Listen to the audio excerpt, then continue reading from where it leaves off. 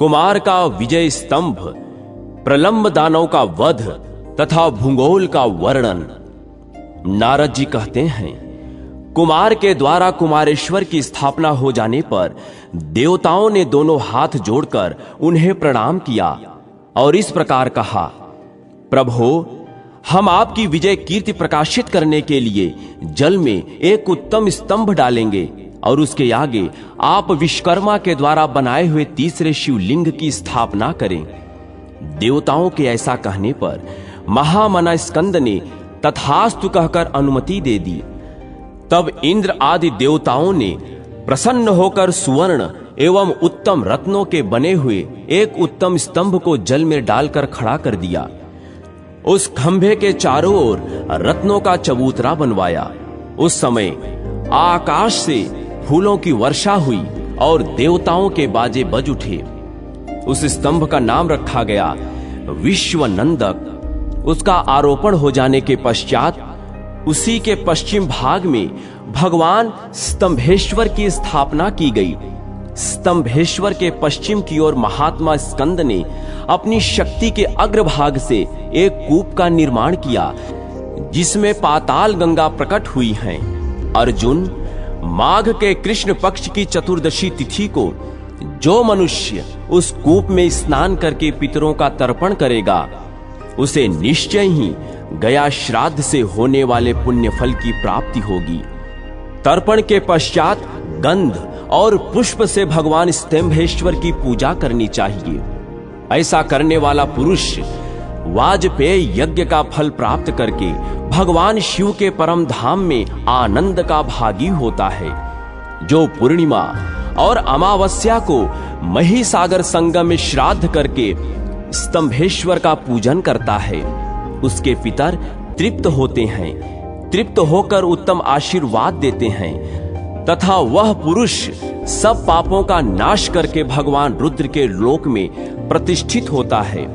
यह बात स्वयं भगवान शंकर ने कार्तिकेय की प्रशंसा के लिए पहले ही कही थी। इस प्रकार स्कंद द्वारा स्थापित किए हुए चौथे उत्तम लिंग को सब देवताओं ने प्रणाम किया। साधु साधु कहकर उनके इस कार्य की प्रशंसा की। इस प्रकार भगवान शंकर के पुत्र स्कंद द्वारा पृथ्वी पर स्थापित किए हुए उन शिवलिंगों का दर्शन करके विष्णु, ब्रह्मा और इंद्र आदि देवता आपस में इस प्रकार कहने लगे, अहो, ये कुमार धन्य हैं जिन्होंने परम दुर्लभ महिसागर संगम में 4 शिवलिंग स्थापित किए। हम लोग भी यहाँ आत्म शुद्धि के लिए भगवान शंकर और कुमार कार्तिकेय की प्रसन्नता के लिए, सत्कर्म का अनुष्ठान करने के लिए तथा अपने परम लाभ के लिए शिवलिंगों की परंपरा स्थापित करें। ऐसी सलाह करके सबने भगवान महेश्वर से आज्ञा प्राप्त की। आज्ञा मिल जाने पर उन्हें बड़ी प्रसन्नता हुई और उन्होंने साक्षात ब्रह्मा जी के द्वारा बनाए हुए एक उत्तम शिवलिंग को एकांत स्थान में स्थापित किया जिनका प्रयोजन सिद्ध हो चुका था। ऐसे ब्रह्मा आदि देवताओं ने उस लिंग की स्थापना की थी, इसलिए उसका नाम सिद्धेश्वर रखा गया। फिर सब देवताओं ने मिलकर वहां एक उत्तम सरोवर खोदा और उन महात्माओं ने समस्त तीर्थों के उत्तम जल से उस जलाशय को भर दिया। इस समय पाताल से शेषनाग के पुत्र कुमुद ने आकर शेष आदि सर्पगणों से कहा, तारकासुर के साथ जब युद्ध हो रहा था उस समय प्रलंब नामक दानव कुमार के भय से भागकर पाताल में जा घुसा था। वह इस समय आप लोगों के धन, पुत्र, पत्नी, कन्या और ग्रहों का विध्वंस कर रहा है। यह सुनकर कुमार कार्तिकेय ने शक्ति हाथ में ले ली और प्रलंब नामक दैत्य मारा जाए ऐसा संकल्प करके उसे पाताल की ओर छोड़ दिया। स्कंद के हाथ से छूटी हुई वह शक्ति पृथ्वी को चीरकर बड़े वेग से पाताल में जा पहुंची और 10 करोड़ दैत्यों से युक्त प्रलंब को भस्म करके जल की लहरों के साथ पुनः लौट आई। शक्ति ने पाताल को जाते समय जो बिल बना दिया था उस मार्ग से पाताल गंगा का पापहारी जल आकर वहां पूर्ण हो गया स्कंद ने उसका नाम सिद्धकूप रखा था। जो मनुष्य उपवास पूर्वक कृष्ण पक्ष की अष्टमी और चतुर्दशी को सिद्धकूप में स्नान करता और अनन्य भाव से भगवान सिद्धेश्वर का पूजन करता है, उसका अनेक जन्मों का पाप भाग जाता है। जो सिद्ध कुंड में श्रद्धा पूर्वक स्नान करता है, वह सब पापों से मुक्त होकर भगवान शंकर की भक्ति के योग्य हो जाता है। उस तीर्थ में अक्षय वट भी है। उसके ऊपर संतुष्ट हो भगवान शंकर ने यूं वरदान दिया था, यह वट वृक्ष प्रयाग के अक्षय वट के समान है। जो यहाँ श्राद्ध करता है, उसके पिंड देने से सब पितरों को अक्षय दान प्राप्त होता है। तदनंतर ब्रह्मा आदि देवताओं ने स्कंद के साथ जाकर महाशक्ति भगवती सिद्धांबिका देवी से प्रार्थना की, देवी तुम यहीं रहकर इस क्षेत्र की दुष्ट जीवों से रक्षा करो।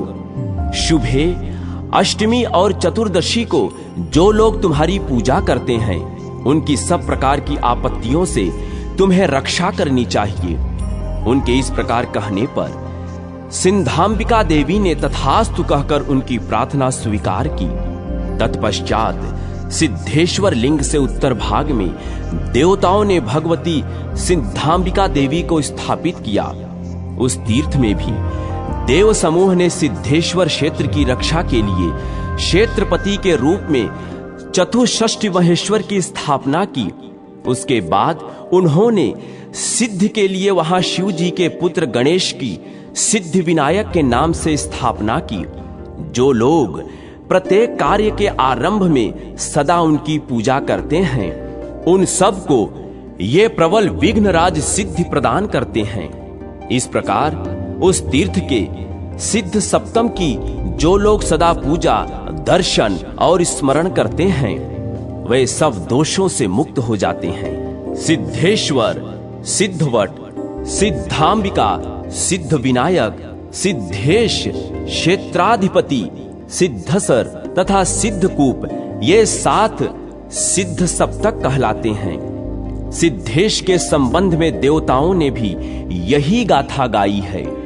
जो मनुष्य सिद्ध लिंग का पूजन करेगा, उसके द्वारा हम सब देवता यज्ञ, जप, स्तोत्र और तपस्या द्वारा संतुष्ट किए हुए के समान हो जाएंगे।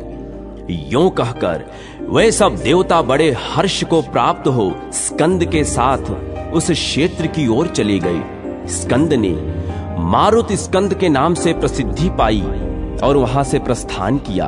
अर्जुन, इस प्रकार मैंने तुमसे महिसागर संगम तीर्थ के 5 लिंगों का वृत्तांत कह सुनाया। कुंती नंदन, सृष्टि के पहले यहाँ सब कुछ अव्यक्त एवं प्रकाश शून्य था। उस अव्याकृत अवस्था में प्रकृति और पुरुष, ये 2 अजन्मा जन्म रहित एक दूसरे से मिलकर एक हुए। यह हम सुना करते हैं। तत्पश्चात हमने स्वरूपभूत स्वभाव और काल की प्रेरणा होने पर पुरुष के ईक्षण सृष्टि विषयक संकल्प से शोभ को प्राप्त हुई प्रकृति से महत्व की उत्पत्ति हुई। फिर महत्व में विकार आने पर अहंकार प्रकट हुआ। मुनियों ने उस अहंकार को सात्विक, राजस और तामस भेद से 3 प्रकार का बतलाया है। तामस अहंकार से 5 तन्मात्राएं उत्पन्न हुई तथा उन तन्मात्राओं से 5 महाभूतों की उत्पत्ति हुई और रूप रसादि 5 विषय 5 महाभूतों के कार्य हैं। तेजस अर्थात राजस अहंकार से 5 ज्ञानेंद्रियां और 5 कर्मेंद्रियां उत्पन्न हुई। पूर्वोक्त 10 ज्ञानेंद्रियों के देवता तथा 11वीं इंद्रिय मन सात्विक अहंकार से उत्पन्न हुई, ऐसा विद्वान पुरुषों का मत है। ये 24 तत्व पूर्व काल में उत्पन्न हुए। फिर परम पुरुष भगवान सदाशिव की दृष्टि पड़ने पर ये सभी तत्व बुलबुले के आकार में परिणित हो गए। उस बुलबुले से सुंदर अंड उत्पन्न हुआ, जिसका परिमाण 100 कोटि योजन है।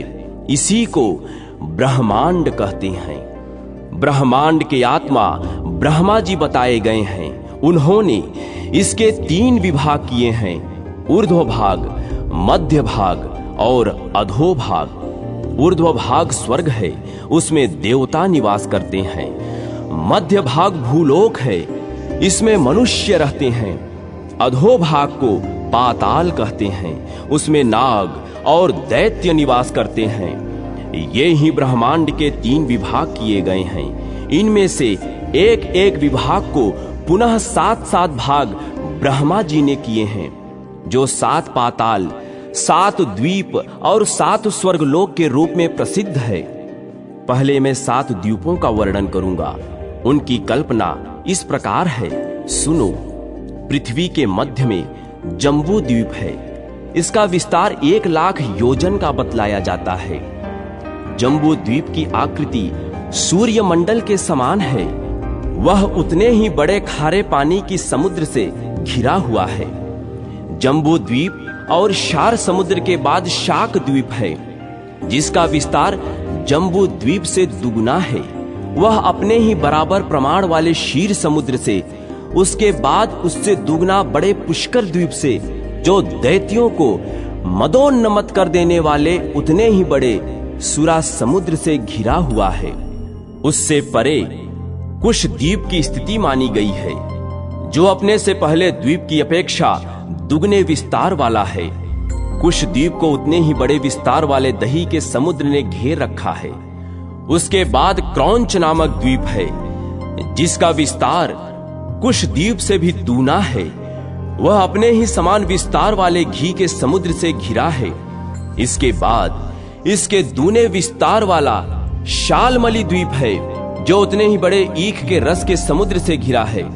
उसके बाद उससे दुगने विस्तार वाला गोमेद प्लक्ष नामक द्वीप है, जिसे उतने ही बड़े अत्यंत रमणीय स्वादिष्ट जल के समुद्र ने घेर रखा है। अर्जुन, इस प्रकार 7 द्वीप और समुद्रों सहित पृथ्वी का विस्तार 2,50,53,000 योजन है। शुक्ल और कृष्ण पक्ष में समुद्र के जल की 510 अंगुल की वृद्धि और क्षय देखे गए हैं। उसके बाद 10 करोड़ योजन तक सुवर्णमयी भूमि है, वह देवताओं की क्रीड़ा स्थली है। उसके बाद कंकड़ के समान गोल आकार वाला लोकालोक पर्वत है, जिसका विस्तार 10,000 योजन है। उस पर्वत के बाह्य भाग में भयंकर अंधकार है, जिसकी ओर देखना भी कठिन है। वहां कोई जीव जंतु नहीं रहते। वह अंधकार पूर्ण प्रदेश 35,19,40,000 योजन तक फैला हुआ है। उसके बाद गर्भोदक सागर है, जिसका विस्तार 7 समुद्रों के बराबर है। उसके बाद 1 करोड़ योजन विस्तार का कड़ाह है, जो ब्रह्मा जी के अंडक टाह से ढका हुआ है।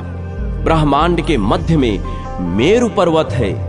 उसकी 10 दिशाओं में 50-50 करोड़ योजन तक ब्रह्मांड का विस्तार जानना चाहिए। जम्बू द्वीप के मध्य भाग में मेरु पर्वत है। वह नीचे से ऊपर तक 1 लाख योजन तक ऊंचा है। 16,000 योजन तो वह पृथ्वी के नीचे तक गया हुआ है और 84,000 योजन पृथ्वी से ऊपर उसकी ऊंचाई है। मेरु के शिखर का विस्तार 32,000 योजन है। उसकी आकृति प्याले के समान है। वह पर्वत 3 शिखरों से युक्त है। उसके मध्य शिखर पर ब्रह्मा जी का निवास है। ईशान कोण में जो शिखर है, उस पर शंकर जी का स्थान है तथा नैऋत्य कोण वाले शिखर पर भगवान विष्णु की स्थिति है। मेरु के सुवर्णमय शिखर पर ब्रह्मा जी का, रत्नमय शिखर शंकर जी का तथा रजतमय शिखर पर भगवान विष्णु का अधिकार है। मेरु पर्वत के चारों ओर 4 विकम्भ पर्वत माने गए हैं। पूर्व में मंदराचल, दक्षिण में गंधमादन, पश्चिम में सुपार्श्व तथा उत्तर में कुमुद नामक पर्वत हैं। मंदराचल पर्वत पर कदम्ब का विशाल वृक्ष है, जो विशेष रूप से जानने योग्य है। इसी प्रकार गंधमादन पर्वत पर जम्बू वृक्ष, सुपार्श्व पर्वत पर अश्वत्थ वृक्ष तथा कुमुद पर्वत पर वट वृक्ष की स्थिति मानी गई है। ये चारों वृक्ष उन पर्वतों की ध्वजा के समान हैं। इनका दीर्घ विस्तार 1100 योजन है। इनके 4 वन हैं जो पर्वत के शिखर पर ही स्थित हैं।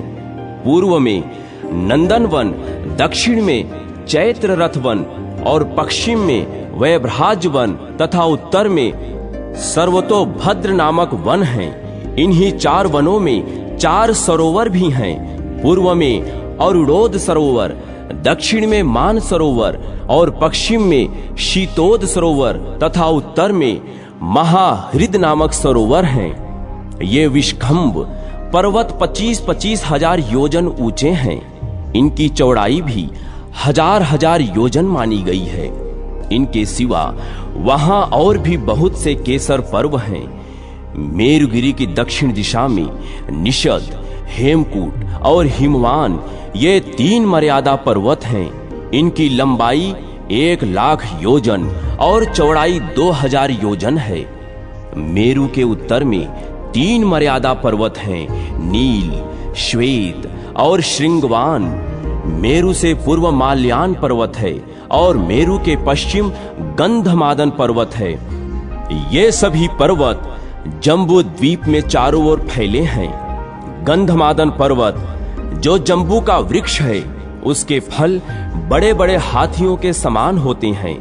उस जम्बू के नाम पर ही इस द्वीप को जम्बू द्वीप कहा गया है। पूर्व काल में स्वायंभू नाम से प्रसिद्ध एक मनु हो गए हैं। वे ही आदि मनु और प्रजापति कहे गए हैं। उनके 2 पुत्र हुए, प्रियव्रत और उत्तानपाद। राजा उत्तानपाद के पुत्र परम धर्मात्मा ध्रुव जी हुए, जिन्होंने भक्ति भाव से भगवान विष्णु की आराधना करके अविनाशी पद को प्राप्त कर लिया। राजश्री प्रियव्रत के 10 पुत्र हुए, जिनमें से 3 तो संन्यास ग्रहण करके घर से निकल गए और परब्रह्म परमात्मा को प्राप्त हो गए। शेष 7 द्वीपों में उन्होंने अपने 7 पुत्रों को प्रतिष्ठित किया। राजा प्रियव्रत के ज्येष्ठ पुत्र आग्नेघ्न जम्बू द्वीप के अधिपति हुए। उनके 9 पुत्र जम्बू द्वीप के 9 खंडों के स्वामी माने गए हैं। वे 9 खंड आज भी उन्हीं के नाम से विख्यात हैं। प्रत्येक खंड का विस्तार 1000 योजन है। मेरु के चारों ओर गंधमादन तथा माल्यवान के बीच में सुवर्णमयी भूमि से सुशोभित भूभाग है। उसे इलावृत वर्ष कहते हैं। माल्यवान पर्वत से लेकर समुद्र पर्यंत भद्राक्ष वर्ष कहलाता है। गंधमादन से इसकी समुद्र तक की भूमि को केतुमाल वर्ष कहा गया है।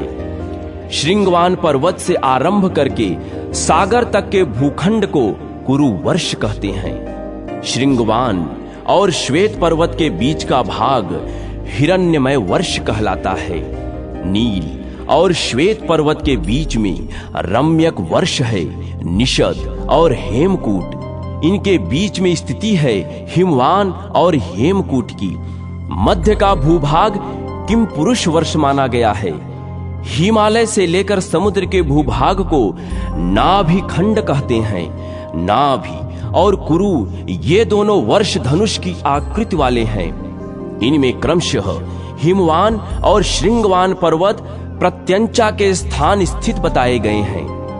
नाभि के पुत्र ऋषभ हुए और ऋषभ से भरत का जन्म हुआ, जिनके नाम पर इस देश को भारत वर्ष भी कहते हैं। अर्जुन, यहां धर्म, अर्थ, काम और मोक्ष चारों पुरुषार्थों का उपार्जन होता है। भारतवर्ष के सिवा अन्य सभी द्वीपों और वर्षों में केवल भोग भूमि है। शाक द्वीप में 1000 योजन विस्तृत शाक वृक्ष है। उसी के नाम से उस वर्ष को शाक द्वीप कहा गया है। राजा प्रियव्रत के पुत्र मेधातिथि उस द्वीप के अधिपति हैं। उनके 7 पुत्र हुए, पुरोजव, मनोजव, पवमान, धूम्रानीक, चित्ररेफ, बहुरूप तथा विश्वाधार ये उनके पुत्रों के नाम हैं। इन्हीं नामों से प्रसिद्ध वहां 7 खंड हैं। शाक द्वीप में ऋतव्रत, सत्यव्रत, दान व्रत और अनुव्रत ये नाम वाले 4 वर्णों के लोग हैं जो वायु स्वरूप भगवान के नामों का जप करते हैं, जो अपनी प्राण आदि वृत्तियों के द्वारा संपूर्ण भूतों के भीतर प्रवेश करके उनका पालन पोषण करते हैं तथा यह जगत जिनके अधीन है वह अंतर्यामी ईश्वर साक्षात वायुदेव हम सबकी रक्षा करें। कुशद्वीप में 1000 योजन तक कुशों की झाड़ी है। उसी के चिन्ह से चिन्हित होने के कारण उसको कुशद्वीप कहते हैं। राजा प्रियव्रत के पुत्र हिरण्यरोम उस द्वीप के स्वामी हैं।